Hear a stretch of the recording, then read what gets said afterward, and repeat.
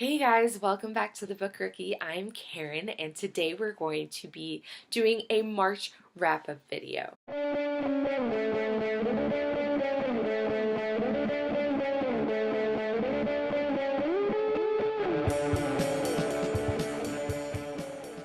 So I read 10 books this month, which I'd say is pretty damn good. I read 4 graphic novels, 3 audiobooks, 2 works of poetry, and 1 YA novel. So let's get to it. So the first book that we're going to talk about is Milk and Honey by Rupi Kaur. This is a work of poetry about sex, love, trauma, and heartbreak, which are all very important themes, but it wasn't done very well. I personally find this piece of work to be extremely overhyped. It seems like it's everywhere. Especially, I don't know, Barnes & Noble just really likes this book, I guess. I felt that it was unoriginal, it was not very insightful, and honestly just plain boring at times. I really didn't want to finish this book, but I did because I wanted to say that I finished it, which is a terrible, terrible reason to finish a book. I'm going to be doing a full rant video about this book in the future, so it'll happen. Just wait. The next book that we're going to talk about is A Court. So, A Court of Thorns and Roses is about a fairy realm which is segregated between the Fae who live in the north and the humans that live in the south. Basically, the Fae used to enslave the humans, and then there was this big war and blah, blah, blah, blah. This treaty happened and, things blah. So anyway, it's about the main character, Feyre, who accidentally kills a Fae, a high Fae, who has wandered across the border and is then kidnapped by the High Lord of Prythian named Tamlin, who forces her to live with him in Prythian, in his castle, or in his manor, or in his court, in the spring court of Prythian. It's about this love that blossoms. It's very derivative of Beauty and the Beast. I was kind of annoyed by it, actually. It's a retelling of Beauty and the Beast, like Disney Beauty and the Beast, but it doesn't mention that, in the marketing or anything. There is no mention of it being like Beauty and the Beast, but it's literally Beauty and the Beast, and then some. So that really annoyed me. I enjoyed reading this. It was an easy read. Like I said, it's a rookie read. But I don't think I'm going to be continuing this series. I think that this is good. It really had me thinking about YA novels and what we expect from YA novels, and I might pick up Sarah J. Maas in the future, but I'm not really sure. So 3 stars. Liked it, didn't love it. Moving on. So next up is Helldivers by Nicolas Sansbury Smith. I listened to this book on Audible and I really enjoyed it. It received a 3.5 stars out of 5 for me, and it is definitely a rookie read.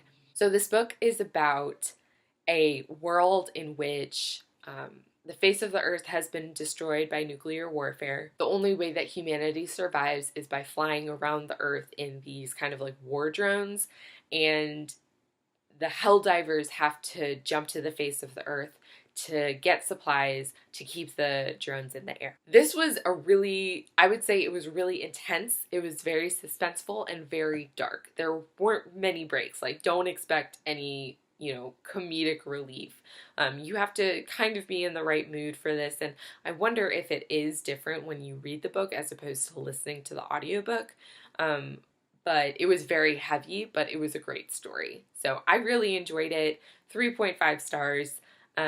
You can see my full review video of it down below. Next up is Bad Feminist by Roxane Gay.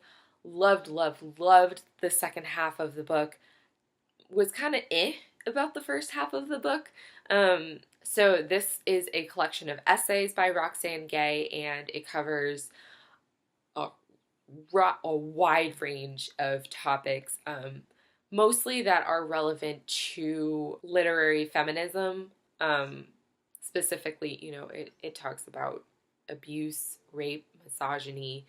I was trying to figure out whether I wanted to give it a rookie read rating or an apprentice rating, because it does include some, feminist thought that might be a little inaccessible. I'm not really sure. So I'm going to leave it at a rookie rating. But just know that that stuff is in there. So I'm going to be doing a full review video of this in the future. Next up is Persuasion by Jane Austen.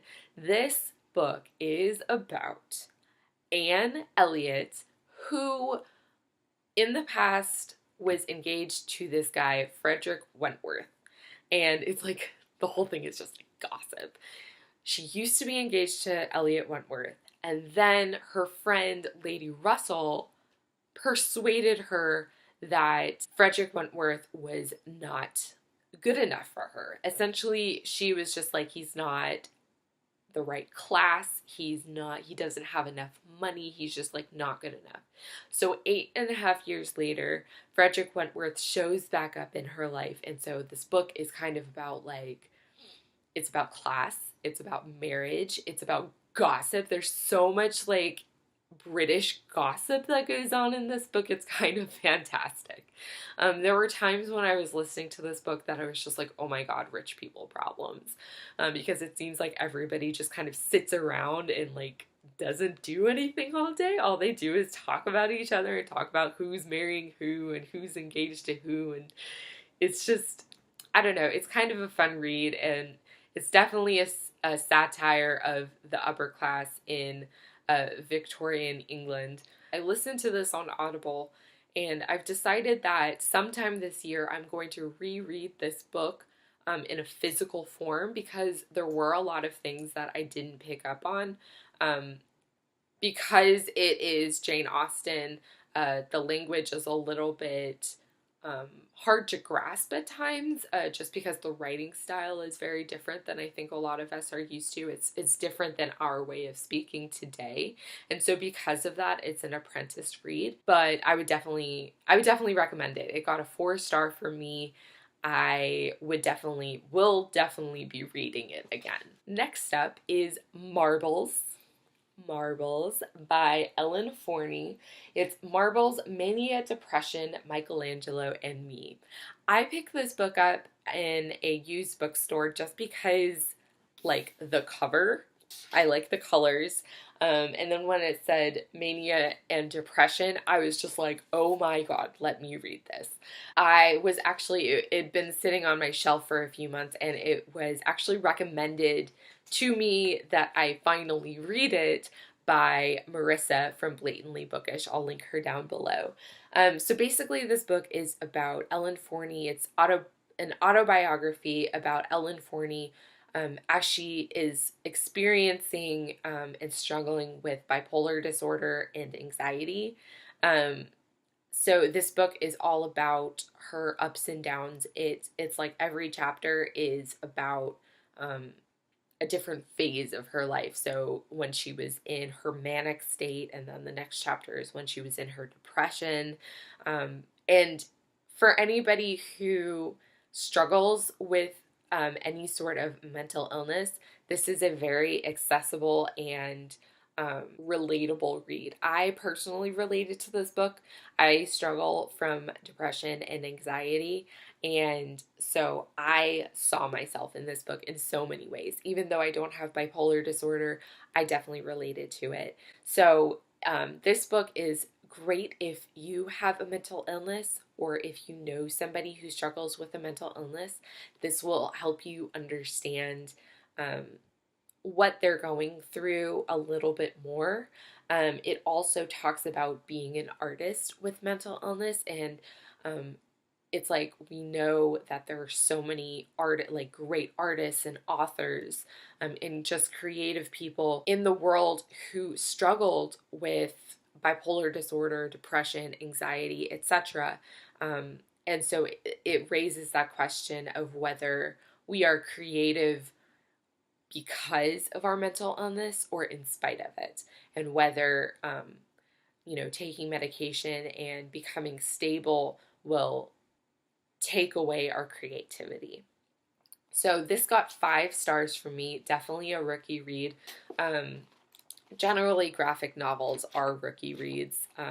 Very visual. I loved every single page of this book and will be reading it again. Next up, I'm going to talk about Rat Queens. I don't have the physical copies because I gave them back to my boyfriend.